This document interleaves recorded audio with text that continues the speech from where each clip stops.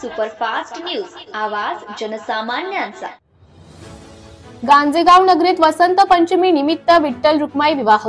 वसंत पंचमी निमित्त ढाकणी पासून हाकेच्या अंतरावर असलेल्या गांजेगाव नगरीत विठ्ठल रुक्माई मंदिर तथा कामाजी बापू मंदिर हे दोन्ही मंदिर एकत्र असून या मंदिरात मोठ्या उत्साहात गावकऱ्यांनी विठ्ठल रुक्मिणीचे लग्न लावले। स्वर्गीय हरिभक्त पारायण कामाजी बापू यांची अनेक भागात शिष्टमंडळी आहे। गांजेगाव नगरीत त्यांचा जन्म झाला। निस्वार्थ असे कामाजी बापू यांच्या मार्गदर्शनात सप्ताह चालवला जात असे।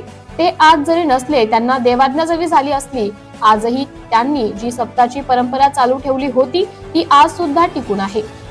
त्यांची शिष्टमंडळी आजही सप्ताह तेवढ्याच उत्साहात सप्ताहाचे आयोजन करत आहे। ही विशेष बाब आहे।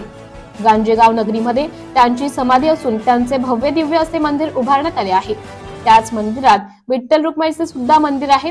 आज वसंत पंचमी निमित्त याच मुहूर्तावर पंढरपूरला परंपरेनुसार साक्षात परब्रह्म पांडुरंग आणि जगमाता रुक्मिणी यांचा मोठ्या थाटामाटात विवाह संपन्न होत असतो। त्याच अनुषंगाने गांजेगाव येथे छोट्याशा नगरीत सुद्धा विठ्ठल रुक्माई विवाह संपन्न मोठ्या थाटामाटात झाला।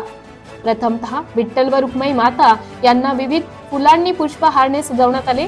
विठ्ठल रुक्मिणीचे भजन करून विधिवत पूजा अर्चना करण्यात आली व 5 मंगलाष्टक म्हणून विठ्ठल रुक्माई विवाह मोठ्या थाटामाटात संपन्न झाला।